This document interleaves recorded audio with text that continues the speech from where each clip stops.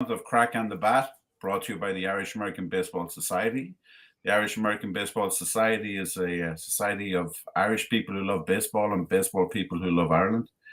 And I am delighted to be joined by esteemed actor Jack Mulcahy. Jack, before I forget, because John will remind me, I have a habit of forgetting, by doing our interview here, you automatically become a member of the Irish American Baseball Society. There's a lot of fun stuff there. You can see some of the interviews we've done. There's some cool memorabilia, some cool merch. How are you, Jack? It's been a while. Well, I'm first of all, I'm honored to be here, Shaun. Thank you, John, for inviting me. And well, things have been good. As an actor, 2020 was like kind of a wash, as was our baseball season and our softball season. But now we seem to be back in stride. I mean, our industry was like the first two shut down, and we were pretty much the last ones to open back up. But we are back, and we're back with a vengeance, which is wonderful. Well, we're going to touch on a lot of different things. Speaking of which, did I just see Facebook is great for stuff like this? Did I just see that you made an appearance on Blue Bloods, the Yes, I did. 250th episode? Yes, I did. Actually, they just had the 250th episode. My episode aired about 2 years ago, and it was wonderful to be part of the Blue Bloods family. I had actually worked with Bob Clohessy 3 times before in the same film, but we never had the same scenes together. So it was great. And cool. Due to my union work, Clyde Kusatsu, who was the Los Angeles local president, when he knew that I was going to be working with Tom, he said, please, he said, I did 55 episodes of Magnum PI. So tell him I said hello. And that was the icebreaker. So that's pretty cool. Actually, I have a good buddy. That's Greg Jabara. I know Greg. I know Greg very well. Greg's a good dude. So okay, let's go back a little bit. So born and raised in New York? Born and raised in New York. Born in St. Vincent's Hospital, which is no longer there, down in the village. It's now a bunch of condos. And living in this apartment here on the Upper West Side since I was born. Big 4-bedroom, rent controlled. Don't tell anybody. 4 bedrooms. And I'm actually in what used to be my maid's room, which is en suite, and it is now my little office here. Wow, 4-bedroom upright. And I'm now, hey John, now I know where I'm going to stay the next time I go to New York. Anytime you want. Shaun, you're welcome. So, Jack, tell us about your like heritage, your lineage, Well, my mom was from Midwestern Canada, and interestingly enough, she was the athlete in the family. She played semi-pro ice hockey and she played semi-pro softball. And even though my dad was a huge Yankee fan, my mom would go to the games by herself. As a matter of fact, she actually bequeathed me her World Series tickets to Don Larson's perfect game. Oh, wow. And I can remember coming home from Little League very excited that I hit 2 home runs in a game. And, she'd be at the stove just stirring the pot of porridge or whatever it was. And she said, oh, that's good. I hit 3 in a game once. And so, so she was the athlete in the family. And I continued my athletics through high school and into college. And then the acting bug took over. But, I was a singer long before that. That's what we're going to say. So you were well, before we get to that, so the Mulcahys, or as they call you in Ireland, the Mulcahys. The Mulcahys. Where are they from? Tipperary, Waterford, and Limerick. What part of Tipperary do you know? I'm not sure, but I'll be going there. I'll be there the first week in July, actually, this year. Nice. Maybe we'll have you making a now, is this for business or pleasure? This is for pleasure. Very nice. Well, hey, listen, if there's anything we can do to help you. Is this your first time, or have you been before? It'll be my very, very first time. Yes. Well, believe me, you and I will talk before you go, and we'll Let's do that. Any pointers. But the reason why I ask is Tipperary. Now, it's not really exactly very big. It's probably what, John, about the size of New Jersey, maybe, if even. But it's divided in half. So you have North Tipperary and South Tipperary, and they don't get on. So that's why I asked. Because my mother's, and I think it's weird because I think North Tipperary is the southern, it's kind of, my mother's in Tipperary, that's why I know. So I have to find out what part of Tipperary you're from because we may not be able to talk. So I did notice for St. Patrick's Day that you made soda bread, or did? I did. And it's a recipe passed down from my mother, from her mother, and it it came out great. It looked Not my awesome. I first was like, attempt at you it. even got the X on the top, and I was Yeah, like, I got the whole thing going, and it you helps to have know, a really good oven too. But yeah, yeah, my wife was always like, "Hey, let's put some currants in it. Let's put some caraway seeds." I'm like, well, no, no, no, no, no. This is just going to be regular old Irish soda bread. You yes. can put as much Kerrygold on it as you want, but that's how it's going to be. Yeah, I need actually, John. One of our campaigns a couple of years ago was basically to get rid of the 4-leaf clover, because basically the shamrock is what's It's the Irish. But I shamrock, think exactly. my next one, well, the other, and then after that, it was the fact that it's Paddy's Day with 2 D's, not 2 T's. Paddy is what you get when you go to a burger shop. The next one's going to be banning caraway seeds. You will not find a caraway seed in Ireland, and all this love of putting them in everything here is just it's almost as bad as trying to say that corned beef and cabbage is Irish. It's not. No, I never tasted corned beef. I can never forget the first time I went to the house and someone said, "Oh, we cook corned beef and cabbage for you." Now we have It's corned Eastern beef. European. It's Jewish. Exactly. It was the cheapest cut of meat, and it was the one that they could boil the living bejesus out of it, and it would last the longest. We grew up in Ireland. We had something called corned beef as kids, and it would be basically a cross, but it came in a can like Spam.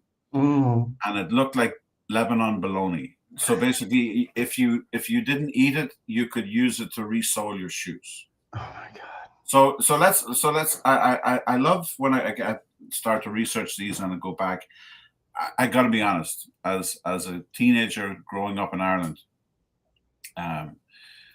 countless hours were spent watching Porky's, because it was almost impossible to get, and it was, and when I remember the first time I said, he looks very familiar, and I must Wikipedia, and I was like, wow, he was in Porky's. That's pretty cool. That was an epic movie event. And it almost didn't get made, as you can well imagine, for many reasons. Most of which, even while we were filming, we were about $750,000 shy of finishing the thing. And then Sherry Lansing at Fox Searchlight had been watching all the rushes all the way through, and she gave the green light to get us the rest of the money to finish the film. And yeah, it was touch and go there for a second, but no one had any clue that it was going to become what it was. I mean, even Johnny Carson was talking about it. That's how popular it was. Yeah. And I remember my next door neighbor, Gary Gotch, was the associate producer on the film. And I had met Bob Clark many years before that, and he'd asked Gary if I was an actor, and Gary says, no, I know that he's a musician and a singer. And Bob said, well, when I do finally have the money, that kid's going to be in my movie. And sure enough, about 7 or 8 years later, he called and he said, hey, do you want to come down to Florida and get a couple of acting lessons? And he said, maybe a couple of weeks. And after 3 days, Fox saw me in the rushes and told Bob to write me into the entire script. So had my SAG card right on the spot, and he actually told me while we were doing the the scene at Cherry Forever's shack. So that was fun to be told that completely naked. So when you were growing up, I mean, is your first love music? I mean, now obviously, yeah. Mm-hmm. So now, what kind of music did you play? I see the guitar there. Oh yeah. So you played in bands. What kind of it was mostly at first it was rock and roll cover bands, and then I started writing my own original material, and then we would go out and do the college circuit and all that kind of stuff. So up and down the Eastern Seaboard, we'd play up in Vermont and New Hampshire and Connecticut and down the Jersey Shore, and basically getting any gig that we could get. And I'd worked at Atlantic Records for a little while as a studio rat, so I was able to hang with some of the big bands and see the process. And the music industry is another beast entirely. Yeah, it's a tough one. And of course, The Brothers McMullen, awesome movie. Thank you, Shaun.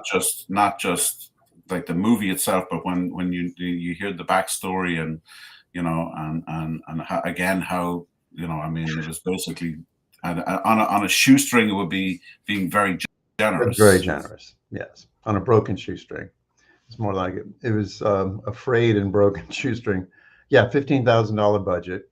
And I can remember when Ed called me and he was really excited about having the money. And he said, I got the script all finished. I want you to read it. And I got the startup money. And I go, oh, that's great. I said, how much you got? And he goes, I got 15 grand. I was like, okay. And he sent me the script. And, I was just, let's do this. There was really not a lot going on. Here I am approaching my late 30s when we're shooting this thing. And, getting my under fives here on soaps and, my early Law and Order days. And we just did it. And it took us 8 months on weekends.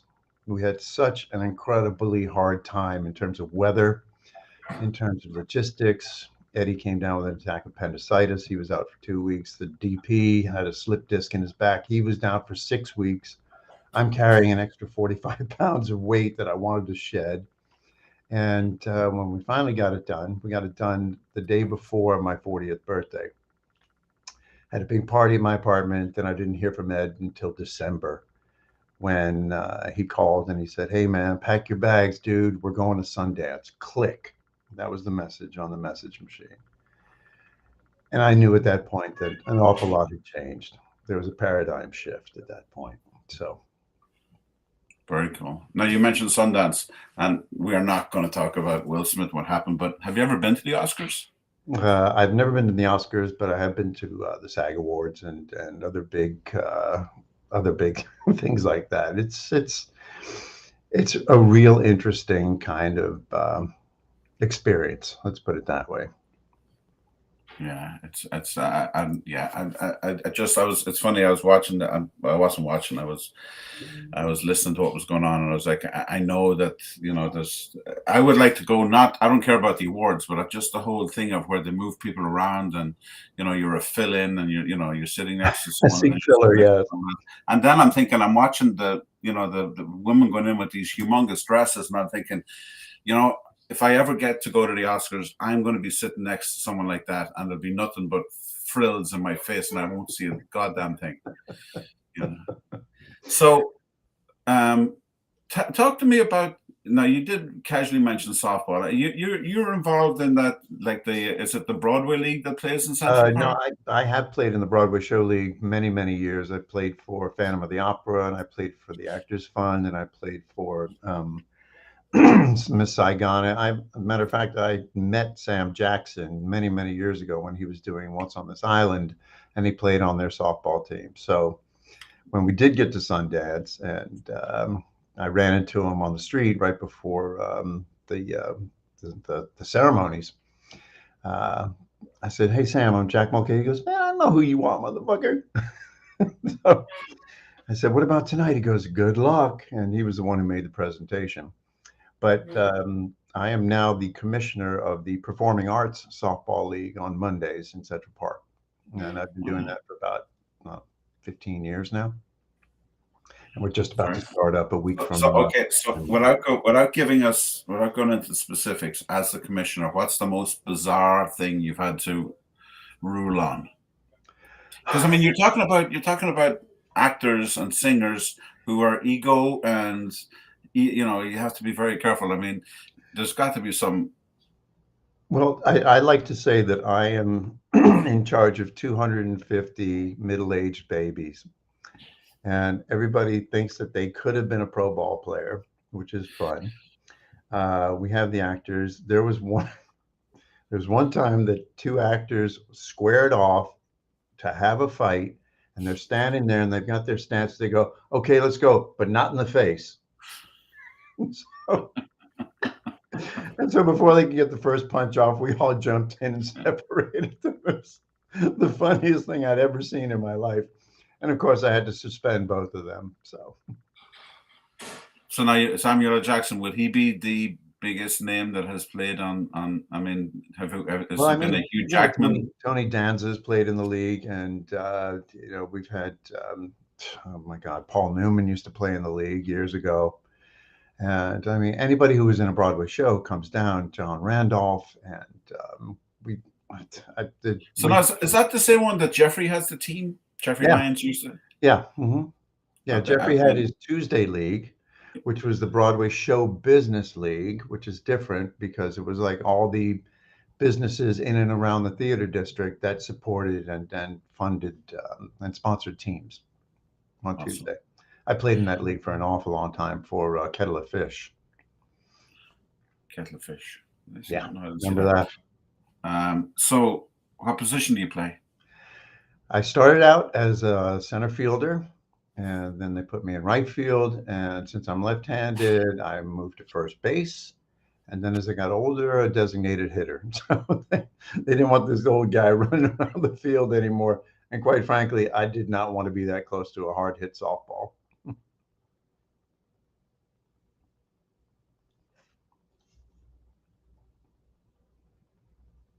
Did you freeze? Yeah, looks like Shaun froze. He'll be back in a second, I'm sure. All right, John. So I'll just jump in. Huge fan of the Brothers McMullen. What can you tell us about like the actual filming process? I mean, it's one thing to say, you know, you guys did it on weekends over 8 months, and that sounds just rough. But what was it day to day like? What was the mood of the cast and the crew? Well, the great part about it was that we had so much time in between shoots that, you know, we were able to like sit and hang and become a family and rehearse.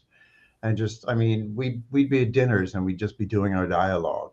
And so because of the fact that we had so little money for film itself, we were like using used ends of other, you know, 35 millimeter film, that most of every single take that you've seen in that film was first or second take. And Wow. we just had to move on. We just had to move on. And God bless Eddie's parents for giving us their house in Valley Stream, because those poor people had to move out every single weekend, and they just gave it over, you know, to their son, and we all became family. And there was like and Eddie's mom's such a great cook, so she did all the craft services. Oh, thank you, Molly. What was it like for you as an experienced actor coming into this $15,000 budget film and not? I mean, did you know Ed to begin with, or how did We that played work? softball together, and I always say that I've gotten more work playing softball than I ever have from an agent or a manager. Because the truth of the matter is that if you like playing ball with somebody, you'll probably like working with them. You know, they always say if you want to get to the character of a person, play a round of golf with them. So it's like, that's how you know. So Ed was on the team and he played about 3 or 4 games, and then he just, you know, didn't show up. I guess he was working on the script. And finally, when I got the call in September after the season was over, I nearly forgot who he was. And he goes, "Hey man, it's Ed." I'm like going, "Ed?" He goes, "Ed Burns, I got that script." I go, "Oh, that's right. Yeah." Because we had repaired to the old McAleer's pub, which is the team that sponsored us at the time. And I even wear the McAleer's jersey in the film, in the very, very famous bathroom scene with my little brother, Patrick. And he said, "So I understand you're an actor." And I said, "Yeah, well, I'm doing this and I'm doing that, and I have done this." And he said, "Well, I've got this thing. It's about 3 Irish American brothers, and they're dealing with, you know," and I just went, "Oh, okay." And we started talking. And at the end of the night, we're drunk, shooting darts, and we're like, "Oh, we're going to make the greatest movie ever." And then I didn't hear from him for like 4 or 5 months. And then he finally gave me the call. Very cool. I think we got Shaun back. Hey, Shaun. Hey, Shaun. You froze there. Can I hear you? Shaun, we can't hear you. Are you there? He's there, but we can't hear him.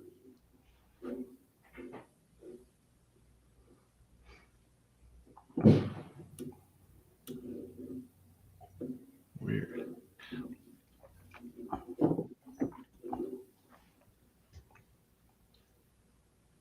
Shaun, why don't you